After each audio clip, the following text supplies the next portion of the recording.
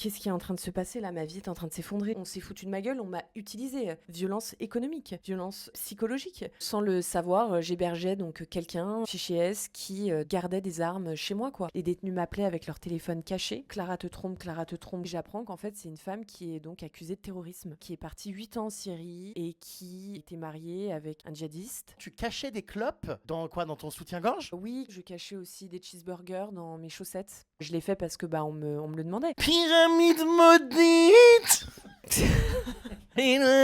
J'ai retrouvé ma copine Emma Paris, ou plutôt Emma banlieue parisienne. Combien de temps t'as mis ma grosse là pour venir ici en centre-ville de Paris? Oh mon Dieu, 45 minutes, c'était extrêmement long. Quelle horreur, c'est plus la petite couronne, hein, c'est la grande couronne éloignée. Je dirais même la province, Emma provinciale. On va- Des nouvelles de Lali? Non, toujours pas, Purin. Bienvenue dans mon bain, Saturnin. Oh, merci Purin de me recevoir, je suis ravie d'être là. J'ai participé à de nombreux tournages et puis là, c'est bien la première fois que je fais ton bain. Je sais que tu pisses dans tous tes bains, donc je suis ravie vraiment d'être là. Et on s'est déjà fait. Et, C'est rien par rapport à toute la merde que t'as vécue ces derniers mois. bon, par contre, effectivement, oui, ça c'est vrai. Comment te sens-tu, boule de pu? Bah écoute, ça va. Aujourd'hui, voilà, je suis là pour dire la vérité, rien que la vérité, pour livrer mon témoignage, pour parler de toutes les violences psychologiques, économiques que j'ai vécues. Et voilà, et passer aussi un message d'espoir. Alors, je voudrais rebondir sur ce terme parce que tu me parles de violence économique. J'avoue que c'est un terme que je n'ai jamais entendu. Les violences économiques, c'est quoi? Traduction, j'imagine, du michetonnage? Oui, Non, mais bon. en langage familier, effectivement, c'est un peu du michetonnage. Mais non, en gros, c'est se servir de la naïveté, de la gentillesse de quelqu'un pour avoir de l'argent, des mandats en prison et autres cigarettes. Pyramide maudite! Pyramide Vislarde! Bon, eh bien c'est parti du coup pour nous dire toute la vérité. Cette histoire qui a beaucoup fait parler, de trahison en prison avec une djihadiste. Est-ce que donc tu comptes voilà, vraiment tout livrer, tout dire et tout assumer, peu importe les répercussions? Ah, bien entendu, oui, totalement, pas de langue de bois ici, surtout dans ton bain. J'ai entendu beaucoup de conneries sur toi ces derniers 6 mois et je suis là à tes côtés pour rétablir la vérité. Comment elle s'est jamais niqué les chicots, je comprends pas. Si, elle a les chicots bien niqués, je te le dis.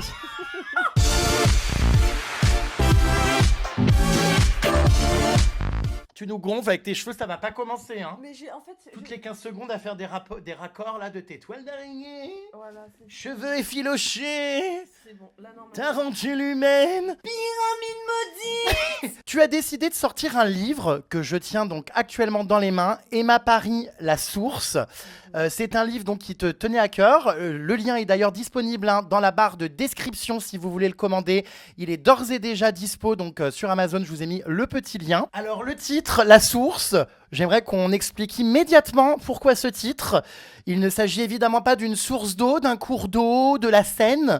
Il s'agit de toute autre chose. Pourquoi avoir appelé ton livre La Source? Alors tout simplement, la source c'est moi. C'est vraiment horrible, hein. Toi qui as lu le livre, tu le sais. C'était mon surnom auprès de donc Clara et Lise. Donc Voilà. elles t'appelaient toutes les deux comme ça. Oui, parce que j'étais la source d'argent. C'est hyper violent. Alors, moi, j'ai lu ce livre, vraiment. Je le jette comme ta relation. J'ai lu ce livre et très honnêtement, j'ai été bouleversé. Alors, on va rigoler évidemment dans cette baignoire, mais on va aussi parler de sujets très graves et très sérieux. 300 pages à lire du coup dans ce brûlot. Arrête de l'appeler comme Mais 300 pages, moi, qui m'ont fait pleurer, qui m'ont révolté. Non, mais c'est vrai, puisque je l'ai fini hier. Est-ce que c'est un livre que tu as sorti pour gagner du fric et prendre ta revanche et te rembourser de toutes les dépenses que tu as faites finalement pour ton ex? Ah non, mais je veux dire, à un moment donné, soyons francs. J'essaye d'ouvrir les yeux aux personnes qui sont dans ce type de relation. Alors, je parle pas forcément de prison, mais je parle vraiment de relations d'emprise toxiques. Bien entendu. On y vient. Pyramide vénale. Non, alors, bien entendu, j'espère, oui, que ça va me rembourser tous les frais que j'ai dépensés suite à l'incarcération de mon ex-compagne. Effectivement, on va pas se mentir. Alors, j'ai cru voir que tu avais mis les bouchées doubles, puisqu'il va y avoir, en plus du livre Malinx le lynx, Paffel la guêpe, il va y avoir des coffrets collecteurs avec des produits dérivés, des t-shirts. Ah oui, tous les moyens sont bons pour générer du fric et rembourser l'argent effectivement envoyé au parlu. Enfin, voyons, tu aurais fait la même chose, purin. Trop ma parloir. Non, mais c'est vrai, à un moment donné, voilà, j'ai dépensé tellement d'argent dans toute cette histoire. J'ai perdu énormément de contrats, j'ai mis en pause ma vie. Le procès contre Clara, c'est le 31. C'est bientôt, ça arrive le 31 mars. Et alors là, je te raconte même pas les frais d'avocat que j'ai dû débourser. Donc effectivement, oui, j'espère que ce livre va rembourser tout ça parce qu'en fait, on en a marre. Bien, mine maudite. Trop ma parloir. Bon, en tout cas, effectivement, ouais, c'est des sommes de dingue. Tu as dépensé combien, tu penses, dans cette relation, on va dire, à partir du moment où elle était sous les verrous, que ce soit, donc, si on mélange tout, tu peux peut-être nous détailler tout l'argent que ça t'a coûté, les billets de train, quoi, tu envoyais de l'argent là-bas, enfin, ça coûte combien d'entretenir sa gadget en prison? Bah, ça dépend, donc si la personne fume, si la personne cantine, etc. J'ai fait le décompte dans le livre, 50 000 euros. Quoi?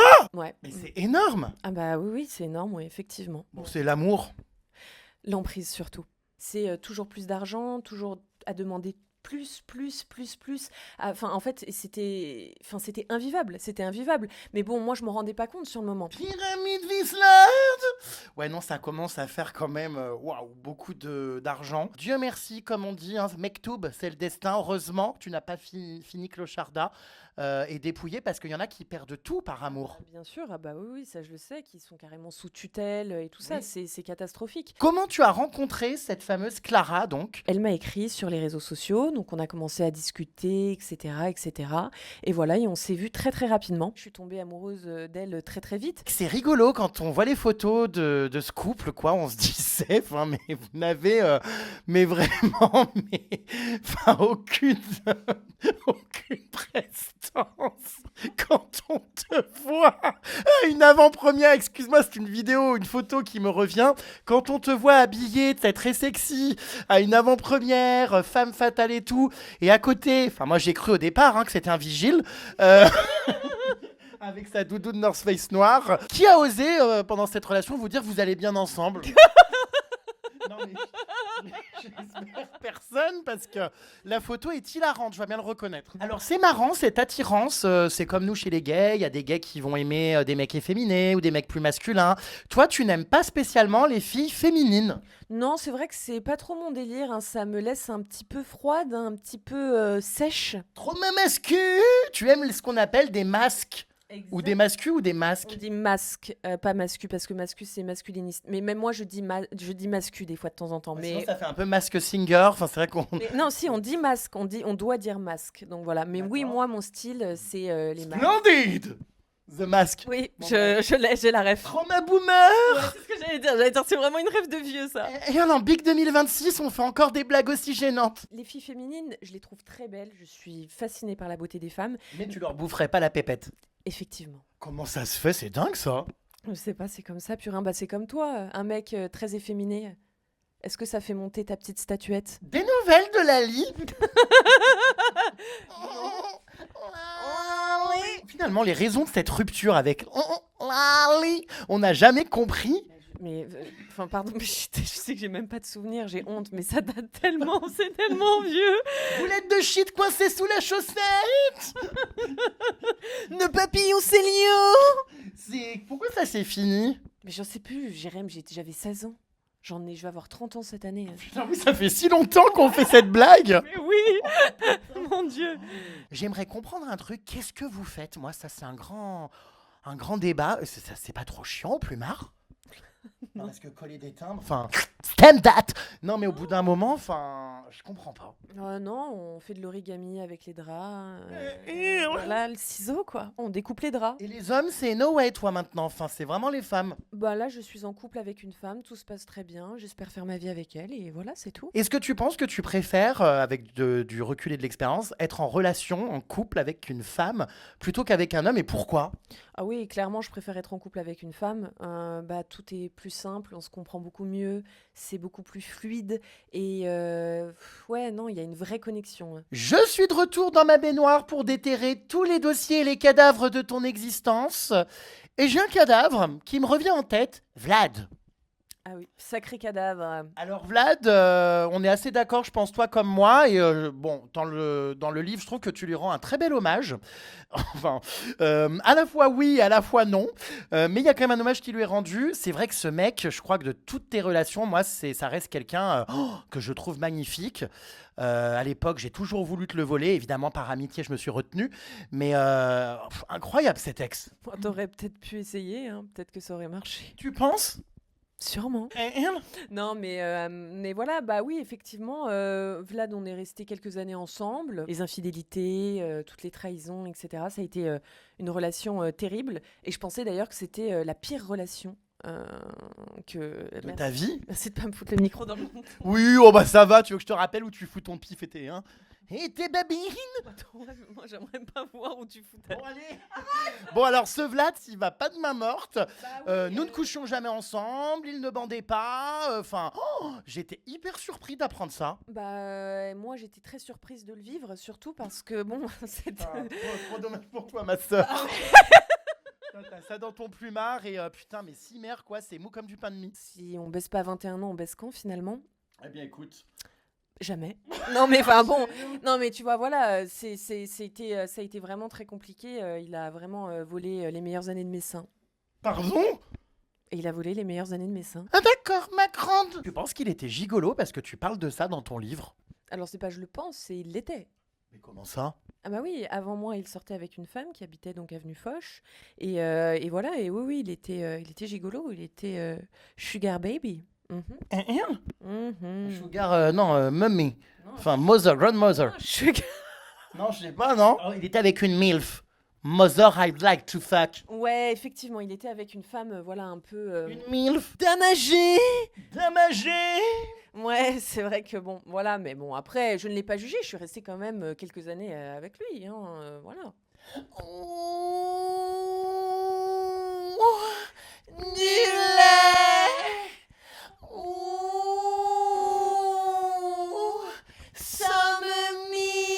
La tromperie a toujours été quelque chose de très présent, malheureusement, dans ta vie.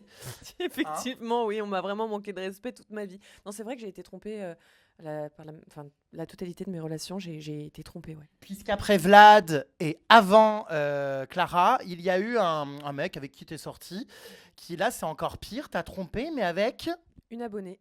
Donc ouais, non, ça c'était le coup de grâce ça aussi. C'était ouais, non, ça a toujours été très compliqué dans mes relations. Une abonnée, mais comment ça? Mais comment t'as découvert ça? En fouillant le téléphone, bien entendu. Mais ils sont vus et tout? Ils se sont vus, ils ont pas fait du tricot. Hein. Ouais, ils ont pas fait un Scrabble. Ni un pique-nique, enfin sans le pic. Et du coup, ça doit être compliqué pour toi aujourd'hui de faire confiance, parce que c'est vrai que si tu me dis que dans toutes tes relations, t'as trompé, est-ce que c'est un traumatisme ça? Est-ce que tu t'es posé des questions en te disant, mais comment ça se fait que toutes mes relations finissent par des tromperies? Je pense que c'est parce que je donne tout et je m'oublie totalement. Je donne tout, mon âme, mon compte bancaire, ma gentillesse, ma bonté. Je donne tout, tout, tout, tout, tout. Et au final, les gens prennent ça pour acquis.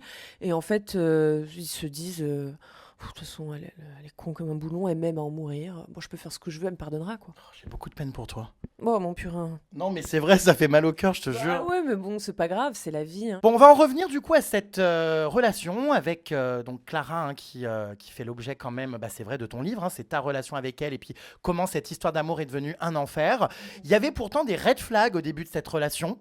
Des red flags très nombreux. Oui, que j'ai totalement ignoré. Donc, bah, la censure financière, hein, ça a été... Non, mais c'est vrai, c'est une personne qui me faisait croire au début qu'elle avait une société de location, qu'il se passait énormément de choses, etc., qu'elle louait énormément de véhicules. Et finalement, en fait, non. Très rapidement, tu t'es rendu compte qu'il n'y avait pas de location de véhicule, mais plutôt une absorption de ton pécule. Ah oui, bah oui, effectivement, totalement, oui. Il y avait aussi le rythme de vie. C'est vrai qu'on avait un rythme de vie qui était, enfin, on n'était pas du tout sur les mêmes plages horaires. Voilà, elle vivait la nuit, elle jouait à la PS5, à Call of Duty toute la nuit, sous Red Bull, bonbons, etc. À l'heure où elle se couchait, moi je me réveillais. En fait, je commençais ma journée. C'était horrible. On mangeait mais des kebabs tout le temps. Enfin, c'était infernal quoi. Et j'essayais de... Non mais c'est vrai. C'est vrai. Moi, au bout d'un moment, il y en a marre. Et voilà, la malbouffe, c'est horrible. C'est un red flag le kebab dans une relation? Ça peut l'être. Tu m'étonnes, d'accord. Il y avait quand même quelque chose aussi qui vous différenciait d'un point de vue culturel, religion. Oui, effectivement, j'ai été élevée dans une famille chrétienne. Oui. Et elle, effectivement, s'était déjà convertie à l'islam. Son frère, sa famille étaient justement dans la religion. Et tu racontes dans ton livre que son frère te malmenait, enfin te traitait un peu de fille facile, de PUTE, et que tu étais haram. C'était très compliqué, l'entente. Vraiment très très compliqué. Donc les photos que je postais sur les réseaux sociaux, en maillot de bain, dénudée, etc. Il me jugeait énormément là-dessus. On a eu une très très grosse embrouille. Et c'est vrai que oui, je me suis sentie vraiment mal et Clara ne m'avait pas soutenue en plus à ce moment-là. Parmi les red flags, il y a aussi, alors il y a des passages hilarants dans ce livre, parce que même si c'est dramatique, il y a des choses très drôles, comme par exemple, pour la Saint-Valentin, un énorme red flag, c'était la location d'une love room. Oui, qu'elle avait eu en plus en partenariat. C'était C'est bon. vrai que ça, c'est vraiment les trucs, excuse-moi, les love rooms, un peu de crasseux, avec un jacuzzi qui pue la cyprine, et puis des trucs très cheap. Donc t'as fait la Saint-Valentin dans une love room? C'est vrai que je comprenais pas, je pensais qu'on allait dans un relais château, je me suis dit trop bien, on va faire un petit Airbnb, un petit truc sympa. Et puis au final, je me retrouve dans une love room qui sentait le chlore à tire-larigot. Puis quand elle m'a sorti les roses avec le papier crépon un peu, tu sais, voilà, j'étais là, je savais pas trop quoi dire. Et qu'est-ce que t'as contre le manège à bijoux? T'as vu balancer sans scrupule sur les réseaux sociaux qu'elle t'avait offert, je sais plus, une bague ou je sais plus quoi, devenant du manège à bijoux. Galerie commerciale Auchan, Carrefour, Leclerc. Non, alors je n'ai rien contre le manège à bijoux, je tiens quand même à le déclarer hein, et à le dire, bien entendu, je n'ai rien contre eux. Non, mais c'est juste que je ne supporte pas les gens qui font, genre ils ont de l'argent sur les réseaux sociaux, ils pèsent des millions et puis en fait, ça offre des bagues du manège à bijoux de chez Leclerc. Non, mais à un moment donné, il faut rester en fait cohérent. Je suis écroulé de rire entre la love room et le manège à bijoux. Moi, je trouve que c'est mimes, c'est l'attention qui compte. C'est l'attention qui compte et moi, sur le moment, j'étais ravie et ça m'a fait Oui, t'avais l'air, oui. Mais non, ça m'a fait plaisir. Je parle du manège. Dites-moi à toi-même, raclure. Non, mais si, je vous le jure que c'est vrai. Et je le dis d'ailleurs dans le livre, c'était une attention qui m'avait touchée. Je parle pas de la Love Room, je parle vraiment du manège à bijoux Leclerc. J'ai compris que la love room, c'est no way. Hell fucking no. Tu sors. Non, mais attends, tu savais que quand tu sais que c'est ultra mal nettoyé, hein, et quand tu passes une lumière bleue, il y a plein de fluides de partout corporels de type semence. Oh, quelle horreur. C'est extrêmement sale les Love Rooms, hein. Sachez-le. Mimi cracra. Fais-moi un plus loin, Vermine. On va parler du moment où tout bascule. Tu es donc au lit avec Clara quand tout à coup, il y a une perquisition. Donc la BRI. Raconte-nous comment se passe cette première perquisition, hyper choquant. Il était 7h du matin et donc on entend un énorme coup sur la porte et moi je sais pas pourquoi je suis persuadée qu'on est en train de se faire cambrioler. Et en fait non, pas du tout, c'était la BRI, donc la porte est tombée fermée avec le mur. Je suis nue, donc moi il me demande de lever les mains, donc je suis totalement nue parce que je dors nue, voilà, donc je lève les mains, donc ouais ça a été très très compliqué. Malaisant, parce qu'en plus les mains normalement tu allais te cacher la poitrine ou voilà. J'ai essayé de me cacher la poitrine et tout ça, mais voilà mes mains, donc j'étais un peu comme ça, en bref. Il y avait tout à l'air même en bas. Bah oui, même en bas effectivement. Oh con. Ah oui, non en vrai de vrai ça c'était vraiment traumatisant. Ils étaient combien? Ils étaient une vingtaine. Quoi, une vingtaine avec toi à poil devant? Bah oui, et donc Clara était au sol, etc. Et en fait, moi au début, je ne comprenais pas, mais voilà, il venait chercher donc le frère de Clara. Note à toi-même, toujours dormir à présent avec une culotte et un soutien-gorge, on ne sait jamais qui peut arriver chez toi. Oui, bah là, c'est terminé tout ça. Voilà, donc maintenant, je continue à dormir nue. Ah bon? Oui, ça t'a pas servi de leçon. La police ne venait pas pour toi, évidemment, pas pour Clara, venait pour le frère de Clara que tu hébergeais. Donc tu as accepté, puisqu'elle t'avait demandé de l'aide pour héberger son frère, sauf que tu ne savais pas qu'il cachait chez toi. Des armes. Voilà. Alors, quel genre d'armes? Il y avait un sniper et un fusil. Voilà, donc ouais, des armes de guerre, quoi. Donc ça, je le savais pas. La police judiciaire est descendue avec les armes. Sans le savoir, j'hébergeais donc quelqu'un, fichier S, qui gardait des armes chez moi, quoi. Et comptait les revendre. Et voilà, donc ouais, non, ça a été un choc, ouais. Et bien sûr, ta compagne ne te l'a jamais dit. Ah bah non, non, non. Fichier S. Ouais, fichier S, ouais. Donc les fichiers S, c'est pas des conneries en France, ils sont bien en liberté. Et si vous les cherchez d'ailleurs, très souvent chez Emma Paris. Oh bah plus maintenant, ça y est, c'est fini, hein. Donc une première perquisition extrêmement choquante, mais le cauchemar finalement ne faisait que commencer puisqu'une seconde perquisition arrive, encore une fois à ton domicile. Bah oui, effectivement. Donc, pile un mois après, la PJ d'Angers vient. J'étais là, je me suis dit, mais non, je vis dans un cauchemar. Là, c'est pas possible. Là, c'est un cauchemar que je suis en train de vivre. Le Et frère était déjà parti en prison. oui, oui, le frère était déjà incarcéré et ils me disent, on vient pour Clara. Je fais l'erreur de cacher le téléphone de Clara parce que je me dis, c'est sûr qu'il doit y avoir des trucs à l'intérieur. Je savais qu'elle était en communication avec des potes du frère, etc. Donc, je me suis dit, bon, bizarre, je vais cacher le téléphone. Mais où alors tu le caches comment devant les flics? Dans ma culotte. Décidément, il y a beaucoup de choses dans cette culotte. Hein. Quand tu en portes une. Oui, j'en porte rarement. Non, sans déconner. Et voilà, donc je prends le téléphone, je vais aux toilettes et je le cache dans la panière là pour le PQ. Là, attends, sans le savoir, je sais pas si tu te rends compte, ma sœur, tu deviens complice. Totalement, non, non, mais c'est n'importe quoi ce que j'ai fait. Je sais pas, j'étais complètement. Je me suis dit, oh mon Dieu, mais qu'est-ce qui se passe? Enfin, je voulais la protéger en fait, et je me suis dit, enfin, imaginez, il trouve des trucs dans son téléphone. Enfin, bref, je sais pas, j'ai réagi sous le coup, je voulais bien faire. Toi, t'es le genre de meuf à être prêt à aller en tôle ou à protéger quelqu'un, même si tu te mets en danger. Bah, avec le recul, bien sûr, non. Maintenant, il a maturité. Je sais pas ce qui m'est passé par la tête. Je regrette énormément. Il faut comprendre que donc mon téléphone, moi, est mis sous scellé, même si je n'ai rien à voir avec l'affaire. Vu qu'il n'y avait pas le téléphone de Clara, ils ont dit, ok, bah, on prend ton téléphone, on le met sous scellé. Et donc voilà, Clara part, il l'emmène. Moi, je suis absolument terrifiée. Je me dis, mais quand est-ce que je vais la revoir? Je prends le téléphone, j'appelle ma mère, en pleurs, etc. Sauf que le téléphone devait être sur écoute. Exactement, le téléphone était sur écoute. Et là, drame, la police revient. Et là, j'ai subi des violences policières et ça a été très très compliqué. Le téléphone, tu refusais de le donner au début, tu mentais au début. Oui, bah bien sûr, oui, je mentais et c'est là où les violences ont commencé en fait. Ces histoires de violences policières, effectivement, tu m'avais raconté, on venait de reprendre contact.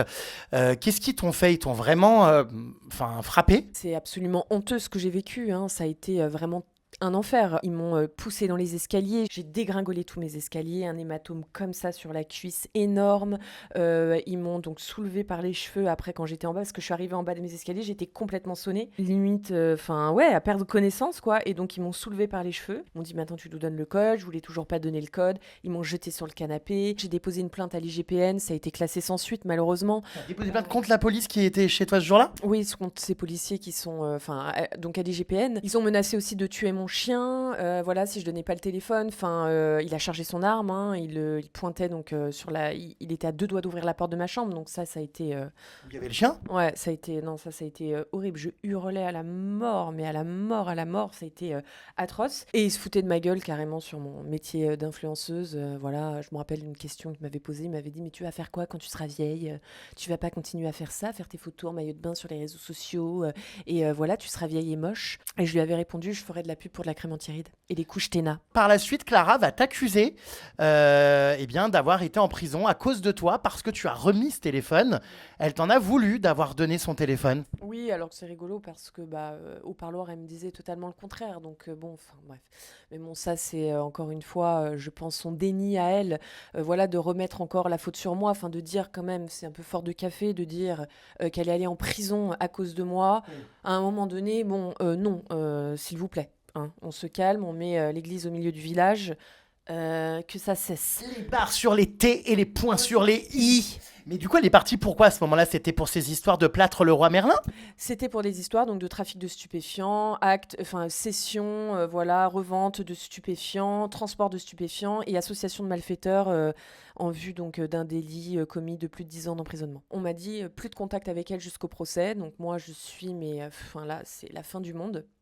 Vraiment, c'est horrible. Les histoires de narcotrafic, les procès, ça peut être très très long. Hein. Ça peut même prendre 3 ans, 4 ans. Hein. Ouais, sans contact ou quoi, vous avez eu le temps de vous dire au revoir quand les flics l'ont embarqué? Oui, on a eu le temps de se dire au revoir. Ouais. De quelle manière? En s'embrassant sur la bouche et tout? Oui, bien sûr, on s'est fait un câlin, et puis... Vous laisse ça faire quand même? Il y a de l'humanité là-dedans?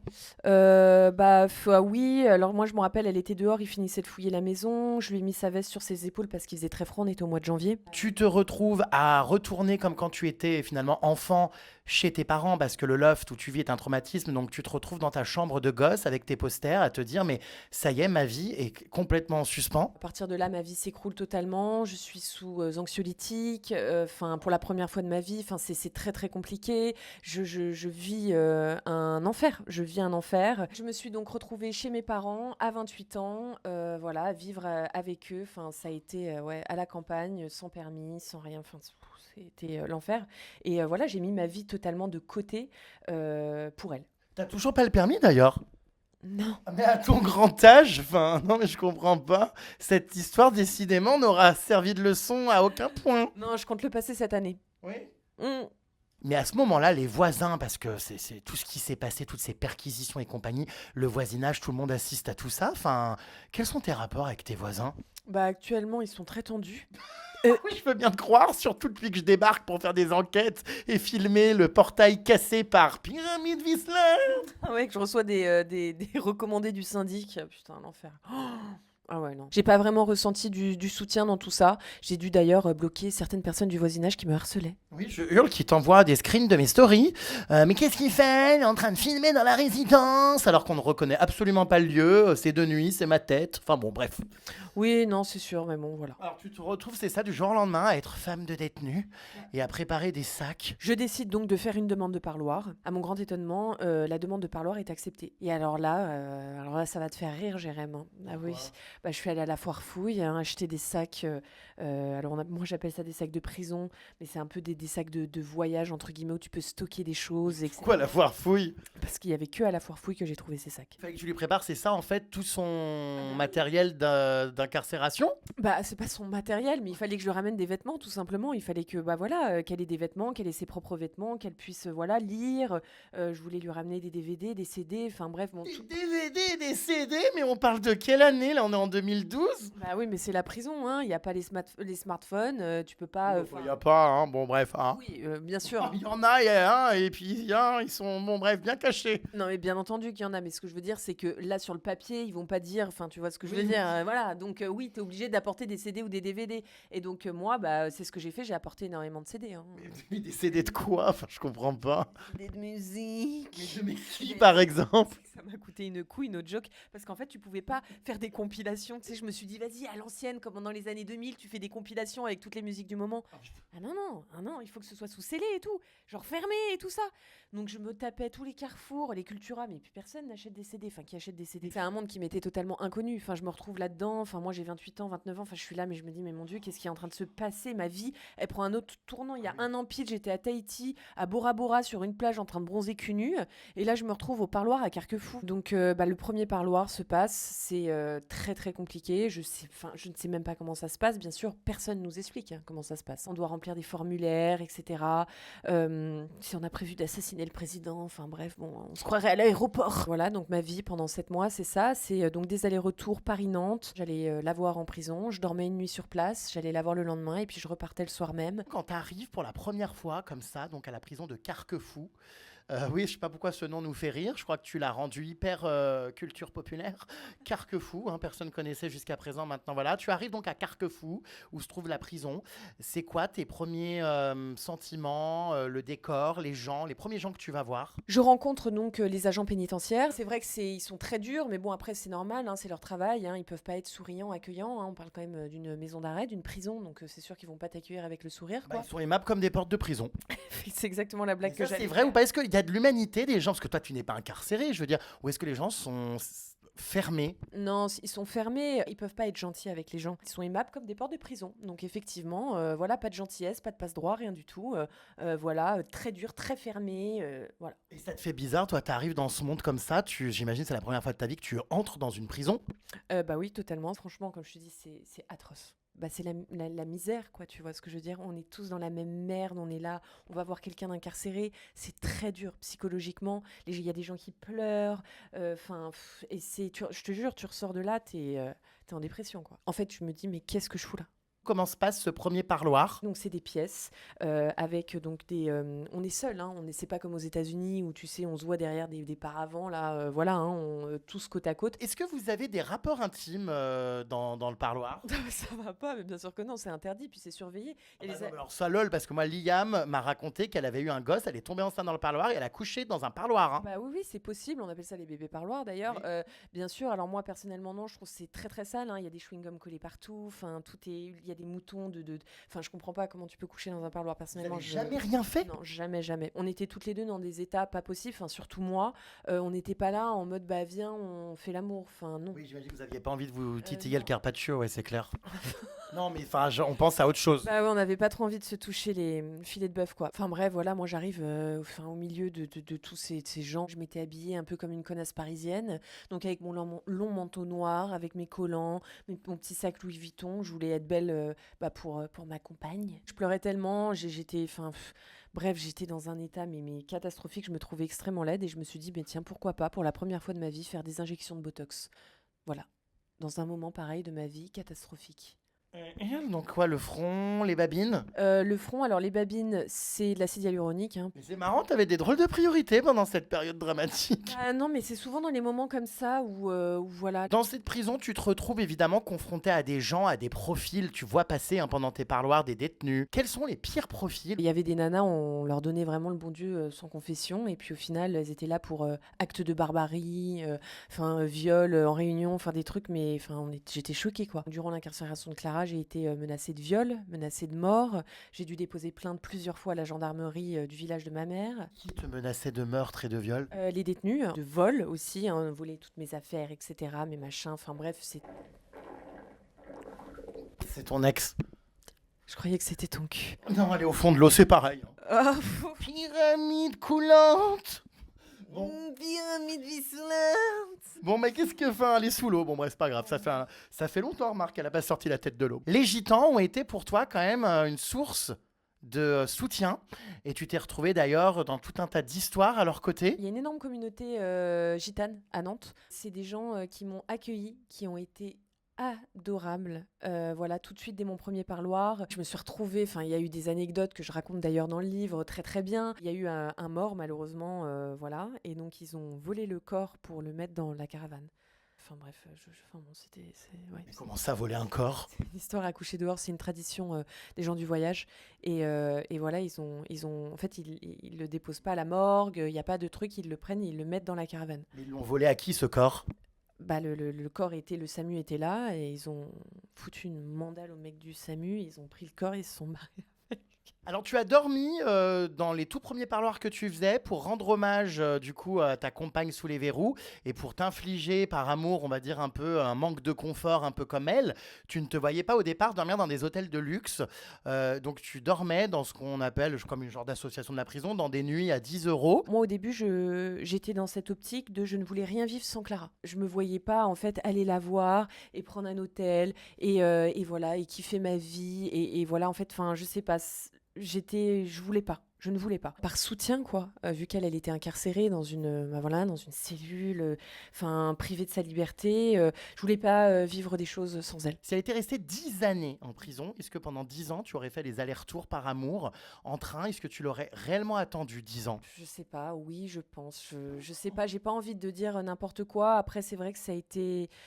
J'étais dans le brouillard hein, à ce moment-là. Hein. De toute façon, tu l'as bien vu. Hein. Est-ce que tu as perdu tes contrats financiers et publicitaires pendant cette période? Oui, oui, j'ai perdu malheureusement des contrats avec des marques. Mon image était reliée à ça et vu que l'info est sortie après sur les réseaux sociaux, il y avait ma tête de partout. Parce qu'on s'en fout de la pyramide Vislarde. Hurle. Non mais c'est vrai, ce que je veux dire c'est que moi vu que j'étais plus connue qu'elle, il y avait ma tête en premier plan avec marqué juste au-dessus trafic de stupéfiants. Alors oui, bien entendu, moi j'étais en liberté, je suis pas inquiétée dans l'affaire, etc. Mais malheureusement, c'était ma tête qui ressortait avec le narcotrafic. Ah bah je connais Jérém Stargate, ça me concernait tout le monde sauf moi et puis c'était ma tranche. Voilà, et exactement. Voilà, donc c'est la même chose et donc les marques m'ont abandonné. Moi j'ai perdu beaucoup d'argent. T'as perdu beaucoup d'argent, surtout qu'à ce moment-là, tu lui faisais donc des mandats. Tu envoyais combien par semaine du coup, comme argent, tu lui donnais combien J'envoyais entre 300 et 500 euros par semaine. C'est énorme, ouais, je sais. Et après, quand j'ai commencé à discuter avec mes copines gitanes, etc., elles me disaient, mais moi, je comprends pas, j'envoie 300 euros par mois. Ma mère, elle fume et tout, et je comprends pas, j'envoie que 300 euros par mois à ma maman. Mais pourquoi t'envoyais autant? Eh ben, en fait, parce que j'entretenais 2 détenus. Sans le savoir? Ouais, sans le savoir, ouais, exactement. Elle me disait, bah oui, ce serait bien que tu m'envoies un peu plus la semaine prochaine, etc. Enfin voilà, en fait, c'était toujours plus et c'était jamais assez. Après, elle me faisait culpabiliser, elle me disait, bah là, c'est horrible, j'ai plus rien à fumer, puis bah voilà, c'est comme ça. Et là, je suis obligée de manger malheureusement la gamelle, et donc je lui envoyais toujours plus d'argent. C'était l'amour, quoi. Tu t'es pas juste dit, je suis vraiment la reine des connes. Non, parce que j'avais énormément de peine pour elle, énormément d'empathie. Je me mettais beaucoup à sa place et je me disais, mais mon Dieu, moi, incarcérée, enfin, c'est absolument atroce, quoi, cette situation. Alors à ce moment-là, les choses commencent un peu à dégénérer. Tu commences à recevoir des messages anonymes de femmes en prison qui commencent à te dire attention, elle te trompe, il se passe quelque chose. C'est quoi les premiers échos que tu commences à avoir? Alors déjà, c'est de mes copines gitanes. On parle au Havre, on se retrouve, elle me dit, ah, il y a des rumeurs quand même, hein, et tout, comme quoi Clara te tromperait. Je dis, avec qui? Enfin, en fait, moi, j'étais à 10 000 lieues de m'imaginer que c'était possible, et qu'elle était capable de me faire ça. Enfin, bref, à aucun moment. Donc j'ai dit, ben, enfin, de quoi tu me parles et tout ça? Bah, je sais pas, c'est des rumeurs, bien sûr, et tout ça, mais bon. Bref, voilà, il y avait tout ce truc qui revenait tout le temps. Et là, j'ai commencé à recevoir des messages sur les réseaux sociaux, absolument atroces. Mon numéro a tourné en prison. Les détenus m'appelaient avec leur téléphone caché.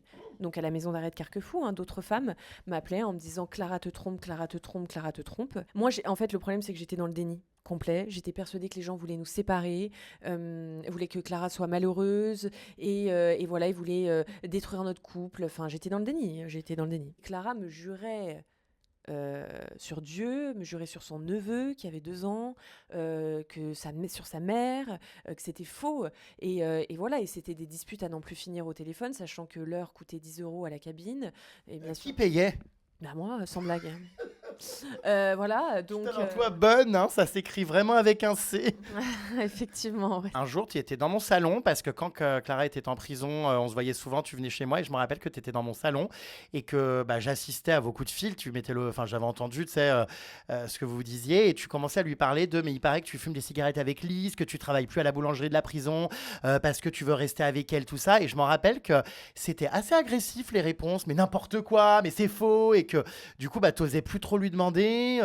Je me rappelle que moi, hein, vraiment, quand j'ai entendu ça dans mon salon, je me disais, c'est bizarre, je suis sûre que c'est vrai. Oui, bah, je sais, tu me l'avais confié d'ailleurs. Bah, elle était très violente dans ses propos et puis elle me faisait surtout énormément culpabiliser. Mais tu crois que j'ai le temps pour ça? Je suis incarcérée, j'ai pas la tête. Tu crois que je vais te tromper, etc. Et elle était très très violente et très méchante. Et moi, vu que j'étais sous emprise et comme tu dis, un con, clairement, parce qu'il n'y a pas d'autre mot, et ben, j'ai plongé tête baissée et j'étais là et je m'excusais à chaque fois. Et c'est moi qui revenais et qui m'excusais, alors que c'était elle qui me trompait, quoi. Et donc, effectivement, j'ai envoyé énormément d'argent pendant 7 mois, hein, toutes les semaines, durant ces 7 mois. Et en fait, en prison, quand tu as de l'argent, et ben, tu deviens extrêmement populaire. Elle était adorée de tous. Alors, pas de tous, parce qu'après, ça s'est su. Elle écrivait des lettres, hein, au gradé pour dénoncer celle qui avait des téléphones en cellule parce qu'elle prenait en photo Clara et Lise en promenade. Alors, tu as été une very, very bad girl, Gaga. You have been a very, very, very bad bitch. Tu cachais des clopes dans quoi? Dans ton soutien-gorge?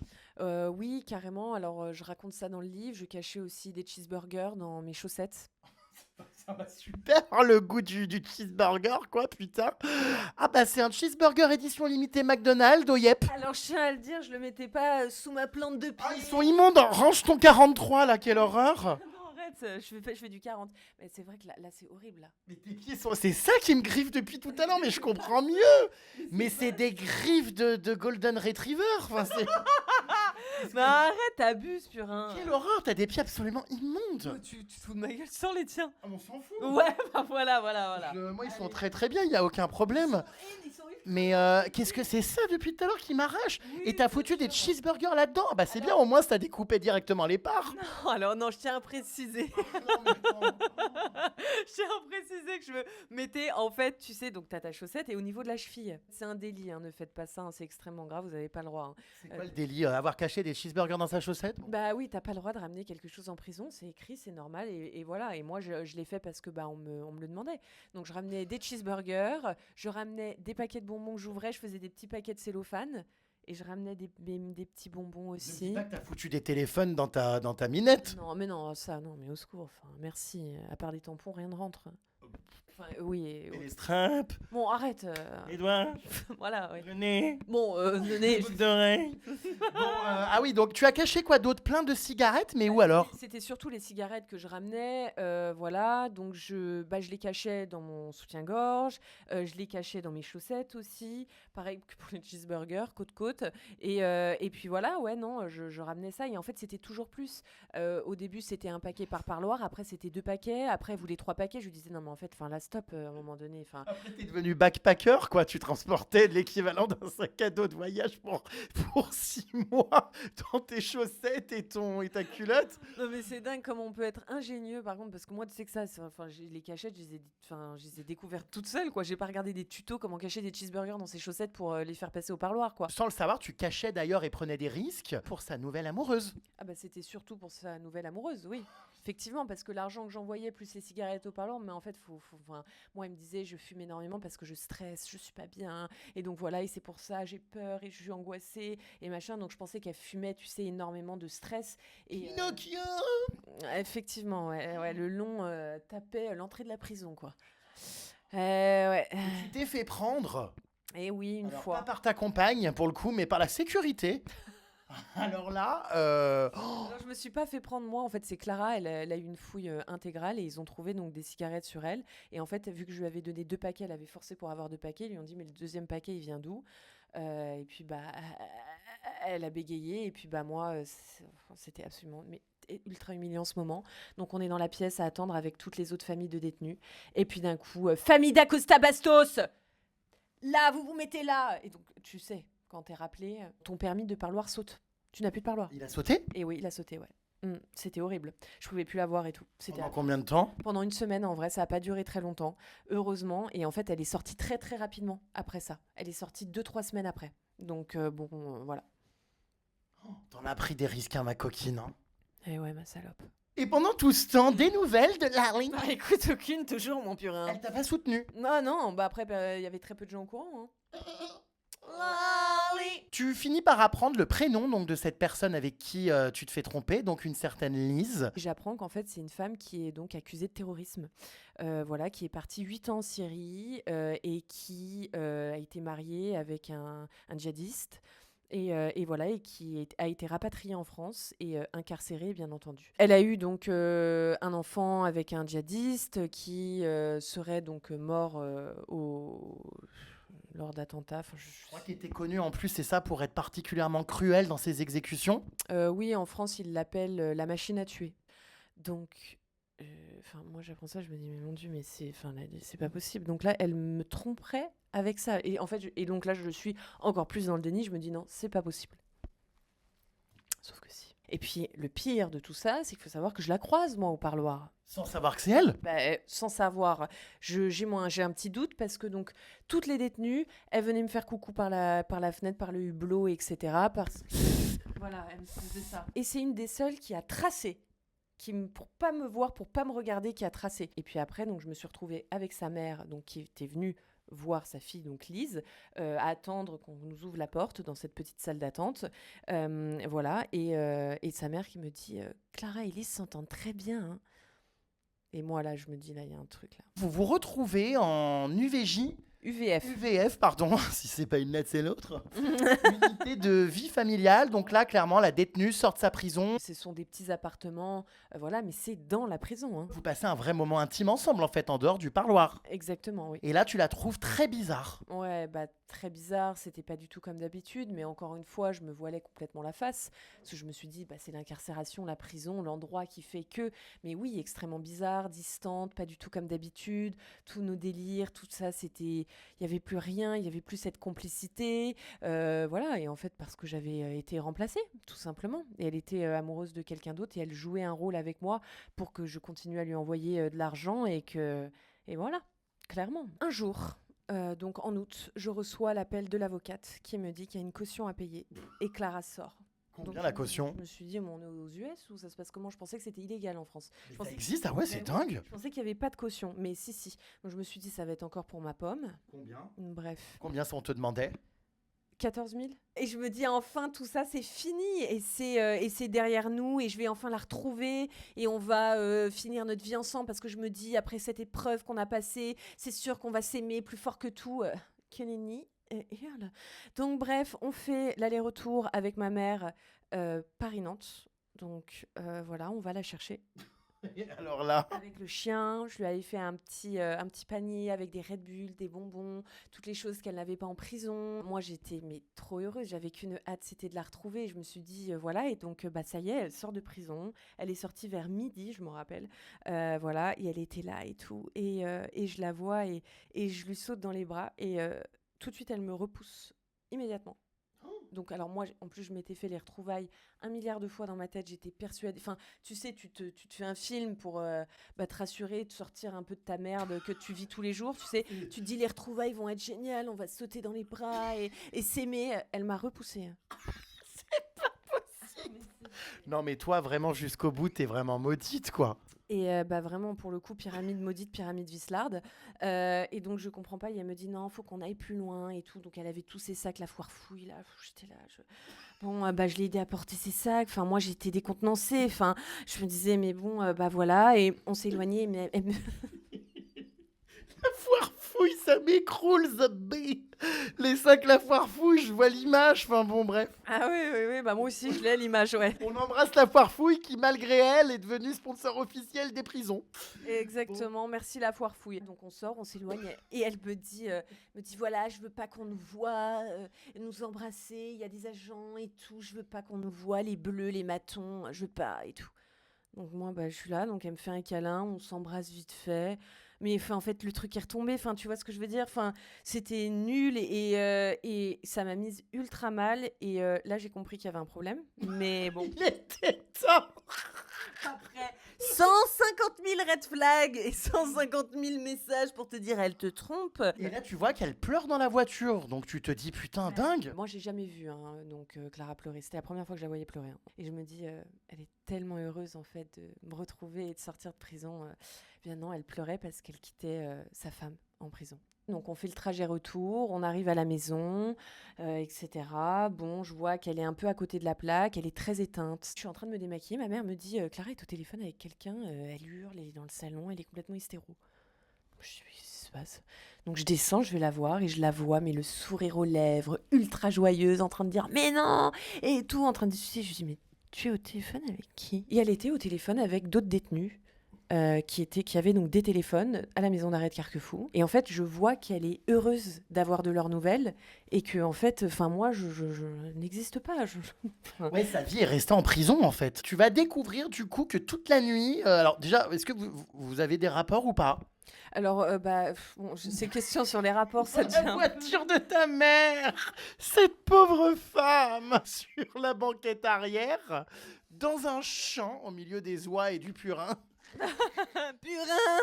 Et là, tu te dis, bah non, mais ça va pas encore, c'est nul. Bah oui, c'était totalement nul et je voyais qu'il y avait un problème. Mais comme d'habitude, je mettais ça sur l'excuse de elle sort de prison, elle n'est pas bien. Est-ce que t'es conne? Non, désolé. Non, mais attends, je tiens à préciser que raconter comme ça, effectivement, c'est compliqué et on se dit cette dame a des problèmes psychologiques, je parle de moi, et il lui manque certains neurones, certaines synapses, il y a des problèmes de connexion, il n'y a pas la lumière à tous les étages. Mais Quand tu le vis, j'imagine, c'est différent. c'est totalement différent. Pendant la nuit, toi, tu dors, tu t'endors d'épuisement. Elle, toute la nuit, elle va donc parler et envoyer des messages à Lise Vaudour. Pourquoi ce nom te fait rire? Parce que le nom est hilarant, mais c'est surtout la façon dont tu le dis qui me fait rire. Non, bah oui, effectivement, elle envoie des messages donc toute la nuit, réponds-moi, comment ça va, etc. Mais ça, je le découvre que le lendemain, parce qu'on va donc déjeuner avec la maman de Clara dans un restaurant, et voilà, les retrouvailles avec sa maman, tout se passe très très bien, et je vois qu'elle est sur son téléphone, telle une adolescente, là, comme ça, et tout, sa mère lui parle, je me dis, elle n'a pas vu sa mère pendant plus de 7 mois. Et elle est sur son téléphone. Enfin, puis je la regarde et je dis, mais tu parles à qui là en fait là, enfin, tu sors de prison, tu échanges avec qui? Et elle me dit, bah avec Lise. Et là, à ce moment-là, vraiment, il était temps. What a time to be alive. Là, j'ai compris. Et là, oui, j'ai capté. Donc, je lui prends le téléphone des mains comme une folle hystéro. Je fais aucune scène devant la mère, mais je lui arrache un peu le téléphone. Donne-le-moi et tout. Elle discute avec sa mère et moi, je remonte tous les messages. Et c'est là où je vois un message. Comment va Tommy? Comment va ta maman? Est-ce que le frère va bien? Etc. Et la source, ça va? Comment ça se passe? Tu comprends, toi, au début, que la source, c'est toi? Ben, je me dis, pourquoi je ne suis pas citée dans les messages? Parce qu'elle parle du chien, elle parle du frère, elle parle de la mère. Et moi, à aucun moment, enfin, excuse-moi, j'ai été ultra présente durant son incarcération. Pourquoi elle ne demande pas de mes nouvelles, cette Lise, vu que c'est sa super amie? Donc moi, bah, vu que j'ai été un pilier dans l'incarcération de Clara, pourquoi elle ne prend pas de mes nouvelles? On rentre. Et là, on a une discussion de 3h30, très très longue. Hein. Ouais, plus de 3 heures. Donc voilà, où je lui dis... il faut que tu me dois la vérité. Après tout ce que j'ai fait pour toi, tout ce que ma famille a fait pour toi, elle a nié, nié, nié, nié, encore et encore. Et au bout de 3 heures de discussion, voilà, plus de 3 heures, elle a dit, je lui ai dit, mais tu es amoureuse d'elle, tu l'aimes? Et elle m'a dit, oui, je suis amoureuse d'elle, je l'aime. Ouais. Oh, mais là, mais tu pètes un plomb, là, non? Alors, bah, bizarrement, je pète pas un plomb parce qu'en fait, là, je me dis, si je pète un plomb, je pense que c'est très grave ce que je vais dire, hein. Mais je pense que j'aurais été capable de la tuer. Non, mais ce que tu vois, Je comprends, oui, oui, bien sûr. c'est que c'est très grave hein, de dire ça, mais en fait, dans la trahison et la détresse, enfin, la détresse émotionnelle dans laquelle j'étais, je me suis dit là, il faut être pragmatique. On se... Ouh, comment tu as pu me faire ça? Mais comment tu as pu me mentir? Comment tu as pu me tromper alors que j'ai été là du début jusqu'à la fin? Et je suis rentrée dans une sorte d'état de rage canalisée quand même. Je lui dis, là, en fait, bon, là, il faut que tu t'en ailles. Donc, il faut que tu appelles ton frère qui vienne te chercher. Et tu t'en vas et tu retournes chez ta mère, en fait. Là, elle pleure, elle s'excuse, elle te dit qu'elle t'aime, elle tente de revenir. Pas une seule seconde, l'idée t'a traversé de lui pardonner? Ah non, pas une seule seconde. Ah non, non, non, non, la trahison était trop grande. On s'est foutu de ma gueule, on m'a utilisé. Voilà, violence économique, violence psychologique. On m'a utilisé enfin, parce que je suis trop gentille, je suis trop conne, trop bonne, trop conne, comme on dit. Et voilà, donc elle part à 4h30 du matin. Je reçois énormément de messages. Coucou, je suis bien rentrée, j'espère que tu vas bien.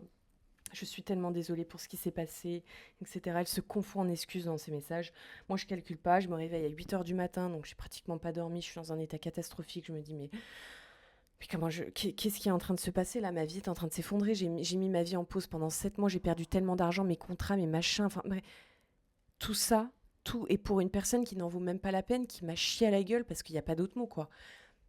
Donc, ouais. Et je décide donc de lui rendre ses affaires et de lui faire signer donc un certificat. Le certificat concernant le chien, de cession du chien qu'elle a signé. Ce chien, du coup, pourquoi avoir voulu le garder? Parce que là, elle t'accuse sur les réseaux sociaux de lui avoir volé le chien et de pas lui rendre. Pourquoi tu ne souhaites pas lui restituer son chien? Alors déjà parce qu'elle a signé les papiers de cession du chien, donc à partir du moment où tu signes les papiers, que le nom a été changé auprès de l'ICAD, le chien m'appartient, donc c'est moi, donc voilà, la maîtresse de Tommy maintenant. Donc voilà, moi je me suis énormément attachée à Tommy, ça a été vraiment un pilier pour le coup durant l'incarcération de Clara. Elle m'a cédé le chien. Voilà, elle a signé le papier, et voilà, point. Et aujourd'hui, tu lui rendrais pas parce qu'elle manifeste quand même son envie de l'avoir. Bah oui, mais bon, 6 mois après, 5 mois après, vouloir le chien, en fait, pourquoi pas avant? Enfin, en fait, je ne comprends pas d'un coup ce revirement de situation. De toute façon, c'est quelqu'un qui n'est pas stable entre toutes ces condamnations judiciaires, là, le procès qui arrive le 31 mars. Enfin, elle n'est même pas responsable, elle n'est pas responsable elle-même. Voilà. Donc en fait, s'occuper d'un animal, comment c'est possible?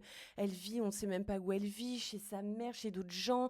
Enfin, voilà, sa vie est totalement instable. Elle ne peut pas avoir un animal. Pour revenir à cette tromperie, est-ce qu'à un moment donné, tu t'es pas dit, écoute, c'est vrai, toi comme moi, on n'a jamais vécu une expérience en prison. Est-ce que tu arrives à comprendre qu'elle ait pu développer des sentiments pour quelqu'un d'autre, même si ça t'a fait beaucoup de mal? Est-ce que tu penses que c'est compréhensible d'être dans un milieu comme ça fermé et puis que toute ta vie en fait change et se réorganise et que tu peux te retrouver effectivement à développer des sentiments comme une amitié, comme des rapports humains en fait avec d'autres gens pour survivre? Totalement. Je comprends que tu puisses trouver l'amour en prison, hein. Ça, je le comprends, je le conçois. Mais en fait, le souci dans toute cette histoire, c'est qu'il aurait peut-être fallu me prévenir et peut-être mettre fin à notre relation et que je ne sois pas la cassos de service à venir toutes les semaines et jusqu'à la sortie de prison. Moi, je ne suis pas polygame, je ne suis pas en couple libre. Donc en fait, Non non. mais attends, toi tu étais tout simplement une carte bancaire. Ah bah oui, oui, oui, Un totalement. porte-monnaie ambulant qui prend le train jusqu'à Nantes. Oui, c'est exclusif, c'est le premier porte-monnaie qui se déplace en train. Ouais, exactement, c'est absolument incroyable. Non, mais oui, oui, Ouais, voilà. ouais, ouais. Donc, c'est d'ailleurs pour ça qu'elle ne m'a rien dit.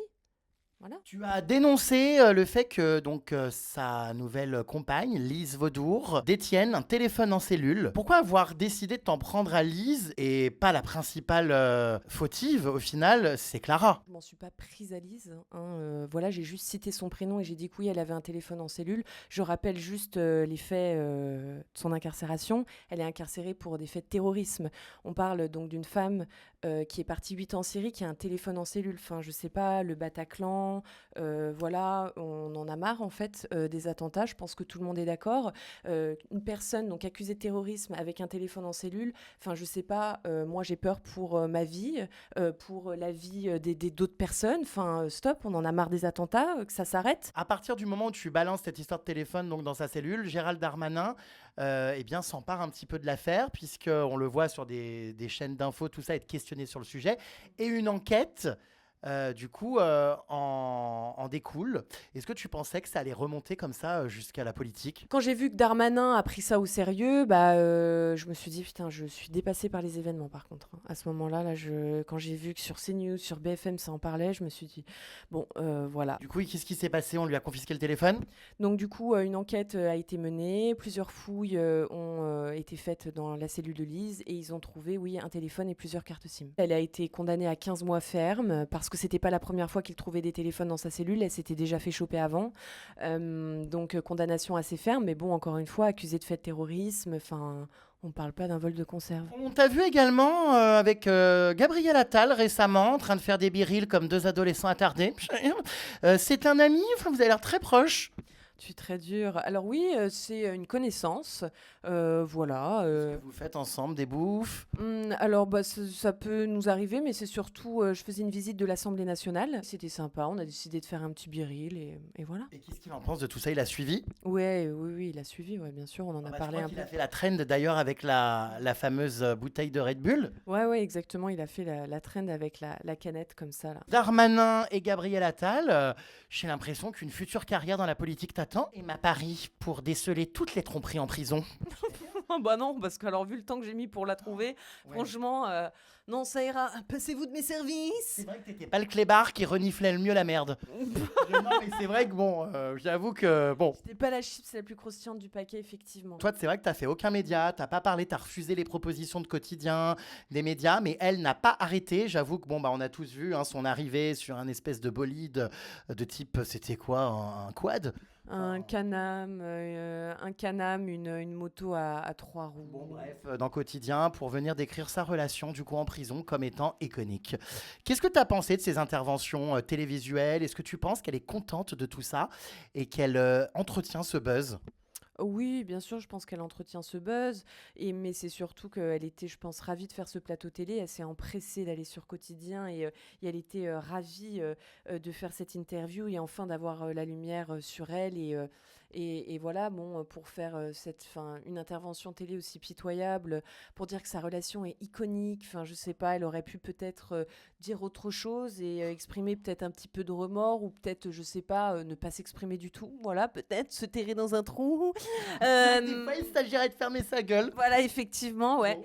Mais bon, elle a décidé de l'ouvrir, mais bon, au final, elle s'est ridiculisée plus qu'autre chose. Tout le monde l'a encore parodiée, enfin, c'est devenu un mème. Et je pense qu'elle en est contente. Et c'est vrai que y a beaucoup de gens qui comprennent pas notre délire pyramide maudite et qui pensent que voilà, c'est adressé à elle. Mais en réalité, ça n'est même pas adressé à elle. C'est vrai que toi, comme moi, on a pris cette décision de rire malheureusement de cette situation qui fait partie de ton histoire de vie que tu as décidé de raconter.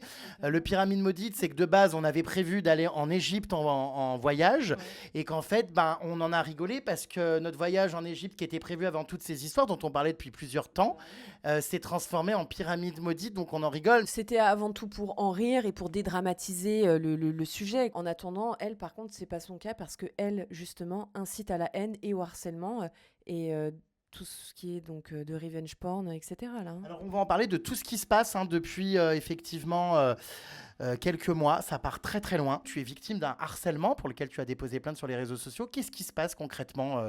J'ai vu notamment qu'elle t'accusait de manger donc de la crotte. Tu serais donc scatophile. Ah mais totalement. Enfin alors non, je ne suis pas scatophile, mais Ah oui, j'ai eu peur. Tu me dis la vérité, j'espère quand même. Hein. euh, C'est horrible de devoir se justifier sur ça. elle dit que je suis scatophile. Mais ça sort d'où ça? Mais je sais pas d'où ça sort, Jérém.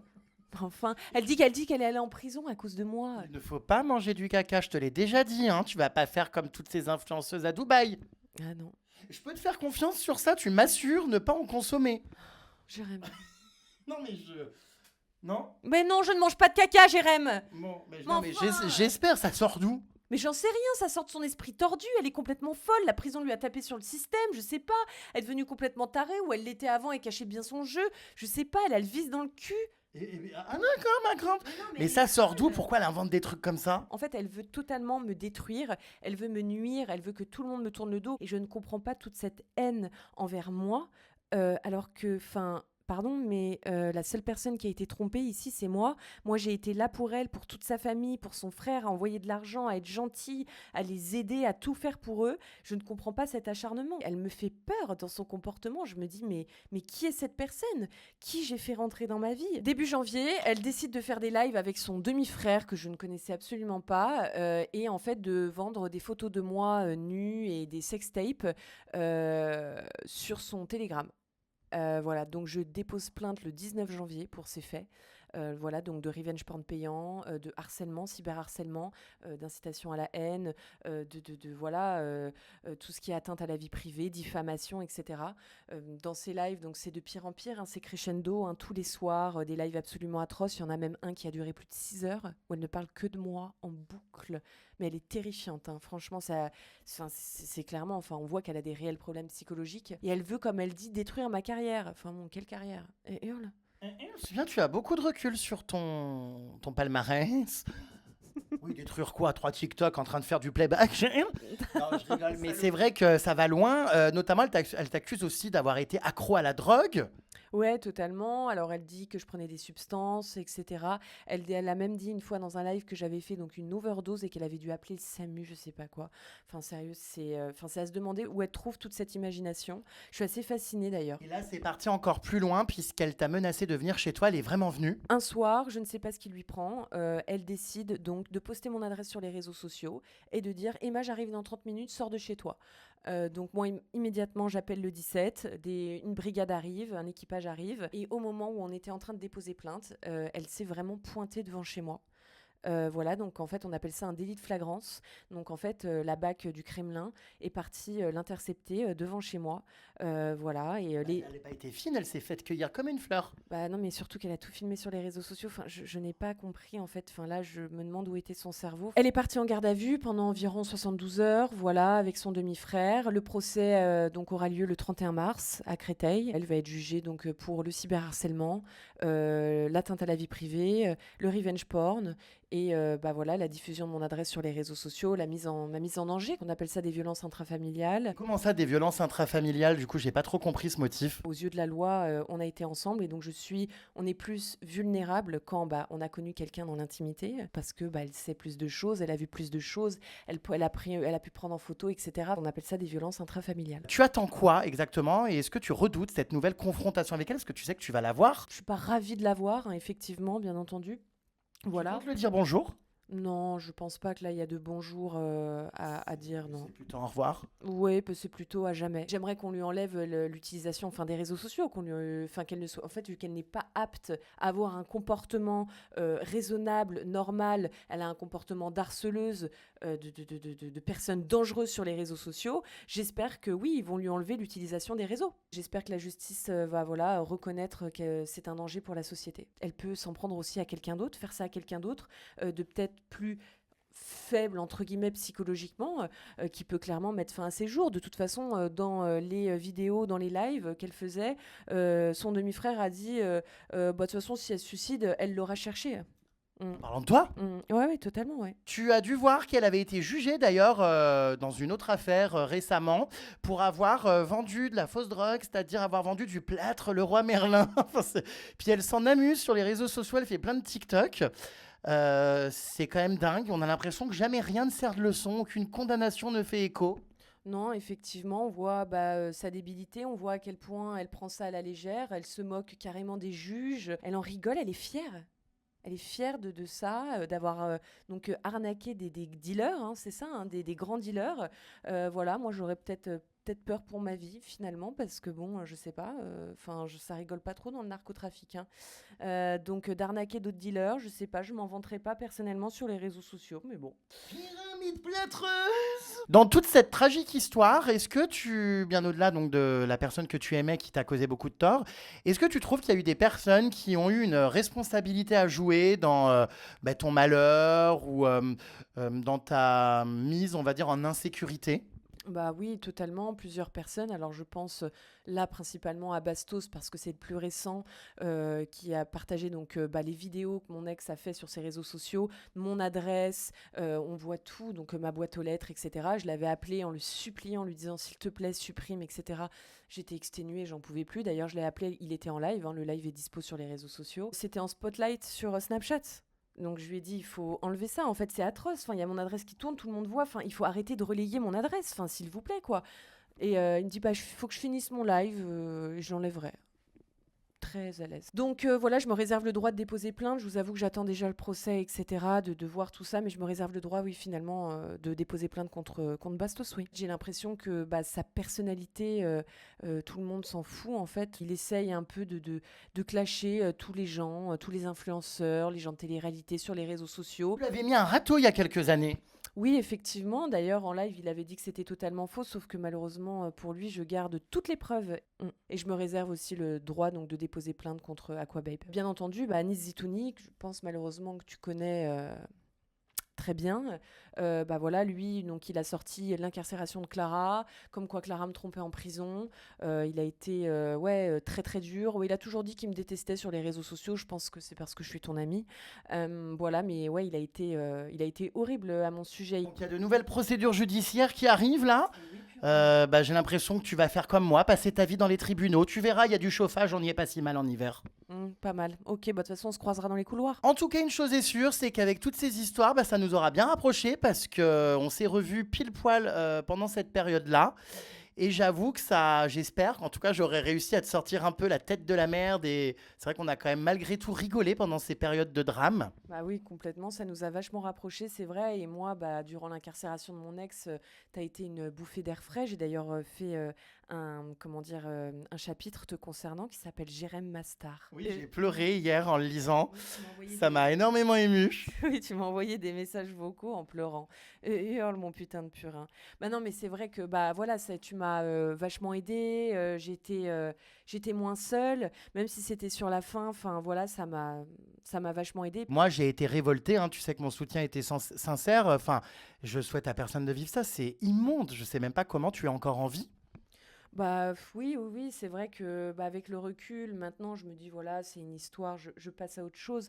J'ai écrit un livre, ça c'est vraiment une thérapie, ça m'a fait énormément de bien et j'espère que ce livre va parler à beaucoup de personnes et va aider d'autres personnes qui sont, bah, voilà, sous l'emprise de quelqu'un. Tu as été très courageuse, hein, tu peux être fière de toi. On est ému. Tu peux être très fière de toi et puis bah, je te souhaite plein de belles choses Merci. et que nos fous rires continuent et que bah, tu ne revives plus jamais ça, quoi. Bah ouais, merci mon purin. Bah oui, je me le souhaite et je te le souhaite à toi aussi et je le souhaite à toutes les personnes qui sont dans des relations d'emprise, des relations toxiques. Je vous souhaite de sortir de ça. Sachez que c'est possible, vous pouvez vous en sortir et derrière, plein de bonnes choses vous attendent. Deux. Hihi. Et je rappelle que ton livre, donc du coup, La Source, est disponible et en vente. Je vous ai mis le lien donc dans la barre de description si vous voulez le commander. Pyramide maudite, Pyramide Visla. pyramide système.